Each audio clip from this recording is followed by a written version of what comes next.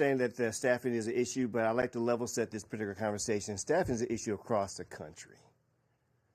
Major cities are dealing with staffing issues that, we all are coming together to address as leaders, respective organizations.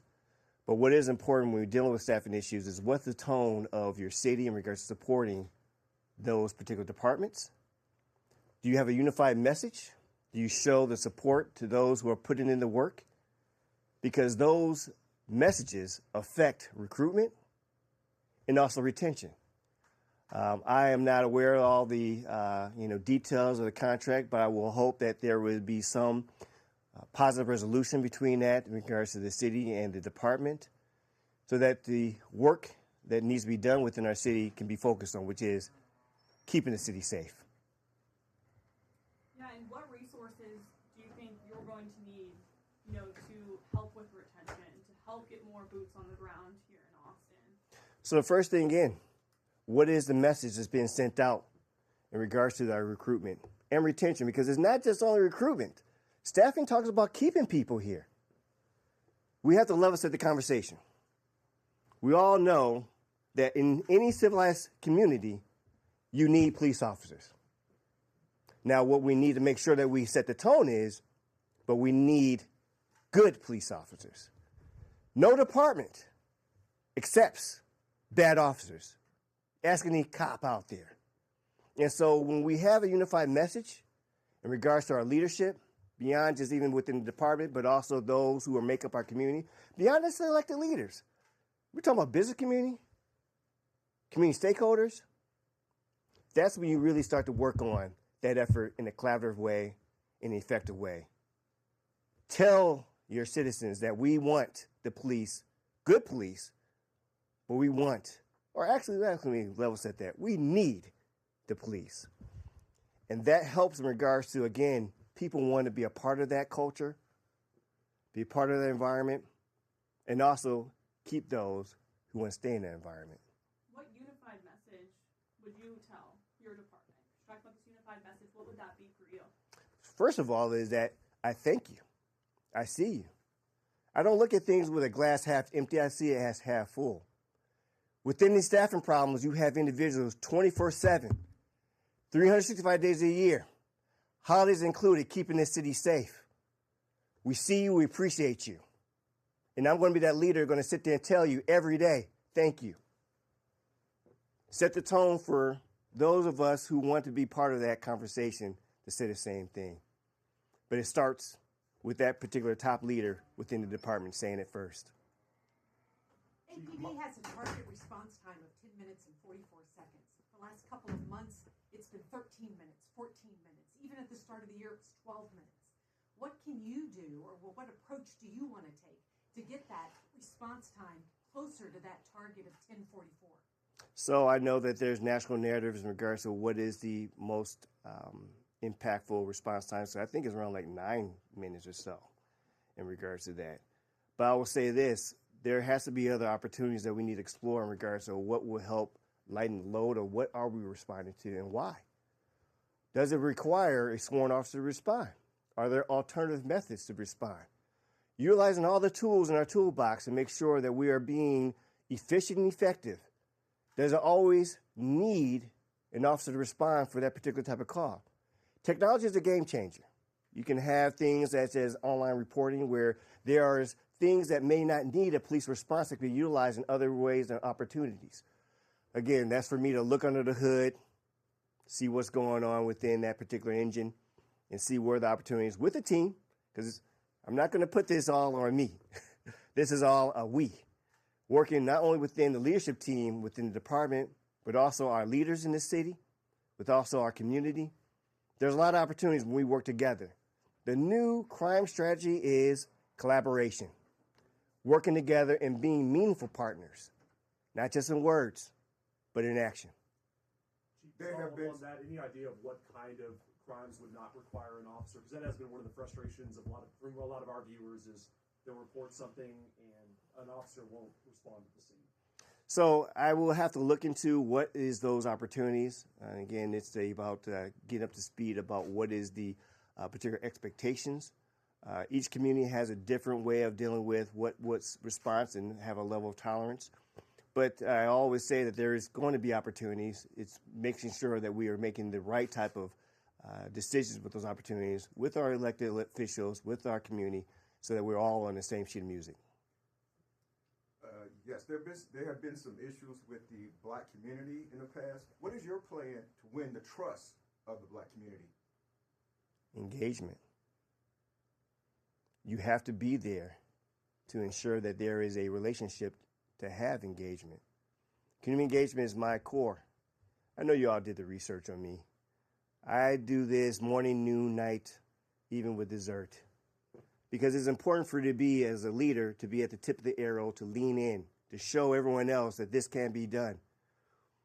This is important to be able to have in regards to the first pillar of 21st century, trust and legitimacy. You cannot be legitimate if you're not trusted. And you cannot be trusted if you're not there. And we all need to embrace that as an organization to ensure that we are being there for the great conversations, but also the tough conversations. Community engagement is not just about water balloons and ice cream cones and popcorn. It's about those tough town hall meetings. It's about those coffee with an officer. It's about being out there, walking not in front of the community, not behind the community, but with the community. They'll give you grace when you do that. We're not going to win and get everything solved overnight, but they want to see progress, and they want to know that you have their best interests in mind.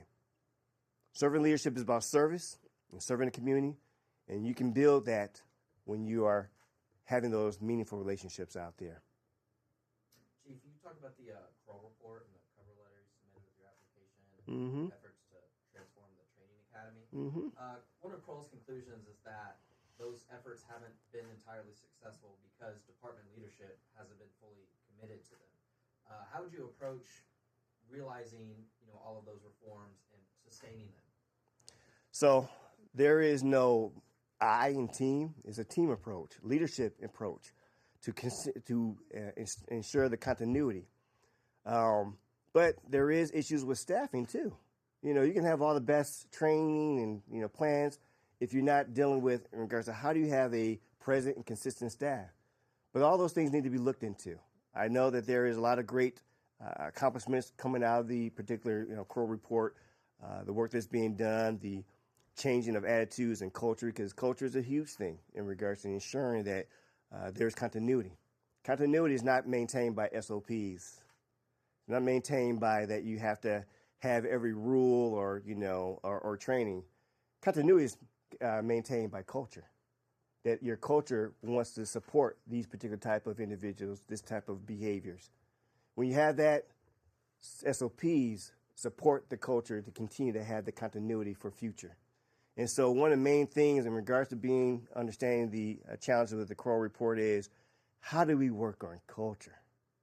How do we embrace that particular service-minded, being a servant leader, being engaged, coaching and mentoring our people, and not just only from a training standpoint of those who are coming in, but those who are here. They complement each other.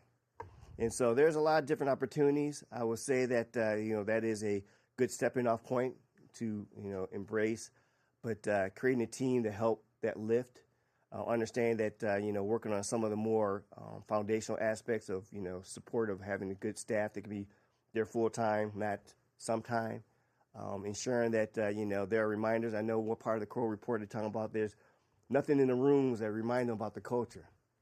Ensuring that there is that reminder and, again, encouragement. So there's a number of different opportunities in there, and look more, further with the team to be able to ensure that, looking at what are going to be the immediate opportunities, what are going to be some intermediate, and what's going to be the long term.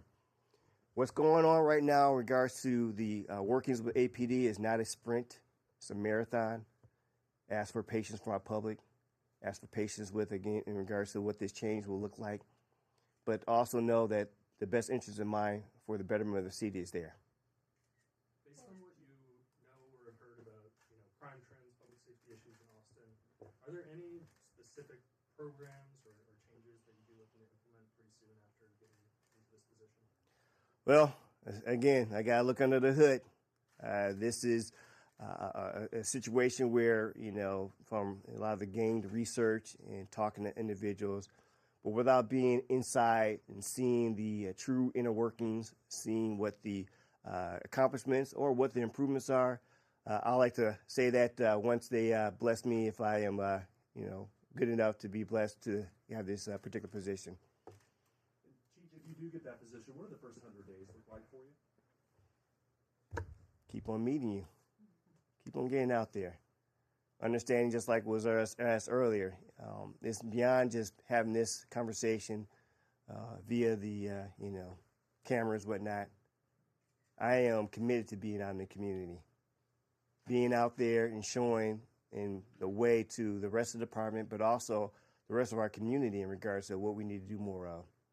Talking to each other, not around each other, not under each other, but talking to each other. So building those relationships, letting people get to know who I am, that is important from our elected leaders, from our community leaders, to our residents, and also to our officers. They should know who I am. And getting out there and being able to be, again, proactive in that is very important. Uh-oh. So, when I looked at what the writings of what this community is looking for, speaks to my heart. You want to have a connected community with your department. You want to have someone who knows what it means to be a change agent, to work on challenges and have positive outcomes. This particular type of challenge is not new to me. The things I've dealt with in regards to my respective department has been, a labor of love, but through collaboration, great team members, supportive community, and electeds, things can happen when we all work together. Last year, voters decided to increase police oversight. Many of those provisions have still not been implemented. It's at the center of a lawsuit right now against the city and some police leaders. What's your relationship like with civilian oversight? And also, will you commit to implementing all of those provisions that voters approved last year? So, did you do your homework with me? I come from an oversight situation. And I don't want to speak tongue-in-cheek in regards to having a good relationship because of the commitment to have communication, to be an advocate, and to understand how to navigate in regards to, we're not always going to agree on everything, but at least we can have an understanding. And once that all been cleared up, you go and you get it done. In regards to some of the other challenges, again, it's for me to get a little bit more understanding of what those challenges are, what the opportunities are. I'm a can-do individual. I look at it from a situation that there is always a solution to every particular challenge, but need to know who's at the table and who we need to work with to get it done. Chief, can I follow up on that real quick? Just, sorry. I'm sorry, but the lady was her hand up before you. All right. I was just going to ask, I know you're talking a lot about, community engagement, getting there out there with the public, but there's a big portion of advocates that are still pushing, to defund the police, things like that. What would you say to those people who are still trying to push that effort with something that you probably are against? So this conversation is not new. I'm a,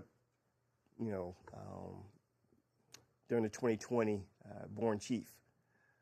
Not afraid of those conversations. Again, conversations are open opportunity. And it is important that, I don't have the final say on budgets. I have the final say in regards to what is the direction of what the city wants to have accomplished. So in the end, I stay in my lane. In regards to executive oversight for department, to work with what resources are given to us, to understand that you get the department that you pay for, that this is where we understand the separation of our particular roles and responsibilities. I stay in my lane. I work with what I have, deal with what I have, advocate on behalf of those who I have, and let the other chips fall where those particular decisions are made. So yeah, Internal Affairs, that division, the work they do has been scrutinized in the past. It's currently at the heart of a separate civil lawsuit that Sky mentioned. Would you be open to ordering some kind of performance review to look at how Internal Affairs is performing, to see if there's ways that their work can be more transparent? transparent, more acceptable to members of the public? So, are you saying that the internal affairs is under investigation, or there's a lawsuit right now? There's a civil lawsuit in a fatal shooting where the plaintiffs are alleging internal affairs didn't do a very good job in investigating the incident. Okay, so when it comes to any type of lawsuits, I don't comment on that in regards to that being a process. But what I will talk about, my transparency, and again, check the record. Transparency is hand in hand with me. There's nothing that we should do in regards to us as law enforcement where we cannot talk to the public about. We are responsible to the public, whether it's our elected leaders, whether it's our community members. What we can talk about, we should, but there are processes in place in regards to there's reasons why we cannot talk about certain things, especially when we talk about things of litigation. But I am all about transparency. I share our data back where I'm at. We talk about, I do this all the time. This is nothing new to me in regards to having these conversations. Where there are opportunities to share and to be able to enlighten our public, it helps us out when we are able to give a little bit of a background about what we have to deal with and what we do. So I'm not afraid of that, but I need to make sure that, again, understanding that there's different rules and engagements in different jurisdictions, different cities.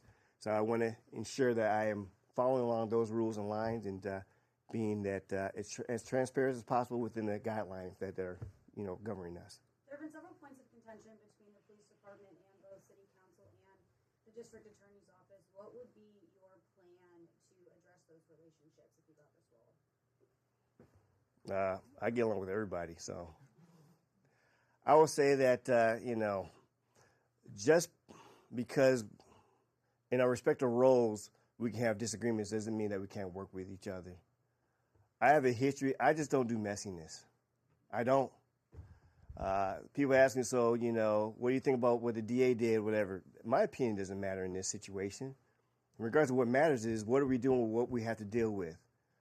If there's actions that need to be explained by a different entity, I answer only to the organization I represent. I answer to no one else's organization. That is for you to ask those questions with those individuals.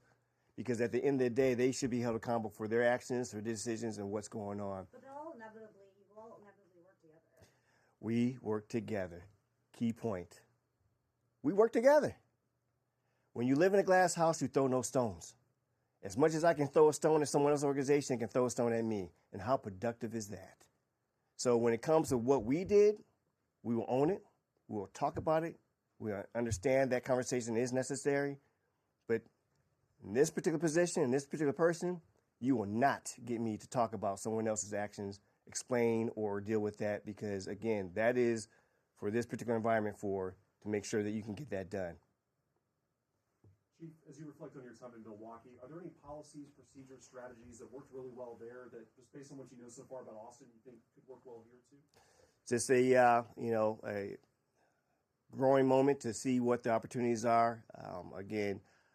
We would like to see different strategies being interchangeable. The only interchangeable strategy I can think of is engaging because then you know how to best utilize the services. Sometimes we have to look at ourselves in regards to our law enforcement profession as somebody walks around with a tool belt. You got a lot of different tools to pull out, whether it's a monkey wrench, screwdriver, hammer. Understanding that knowing the experiences you have, and again, I am blessed to have a great track record of getting things done in some of the most difficult situations. But no two communities are the same. No two problems are the same. But the tools that we have can be the same in regards to that. Something that may have worked could be of use, or maybe you have to dig a little deeper and figure out something else. I'm imaginative, I'm innovative, and I love working with a team who understands how to do that together. Chief, Austin is also a capital city, and there's been some differences of opinion about how police should operate in the city between local city government and the governor. And I was curious to think about how you would approach those conversations to negotiate that situation. So first of all, am I in the room? I don't know. I don't negotiate from podiums. When it comes to those conversations, if that is something that individuals want to desire to hear my voice, I guess I got to get invited to the room. I don't negotiate in public. That's not negotiating. That's not where you need to have these crucial conversations. I talk to the person who wants to negotiate face-to-face if it's in my lane. Again, my wheelhouse, my subject matter expertise is law enforcement. I know it very well. Been doing it a long time. But depending on what that conversation is, I don't know if it's any use of having me there. I'm willing to talk to anybody willing to talk to me, invite to the room. There's so much to be gained when you have conversations together. Having separate conversations is not really a conversation. It's a monologue, actually. So it is important for me that if I'm invited to that room, I'm more than happy to be part of that conversation and see how we can both work together to get things done. We can do one more. Anyone who hasn't had a chance? Chief, one of the things about Austin is that it has a younger demographic. Specifically, you have the University of Texas right in your backyard, right? So Great, my daughter can go there. so, I mean, you've preached so far a lot about togetherness and community. How do you suppose you're going to connect to that younger demographic?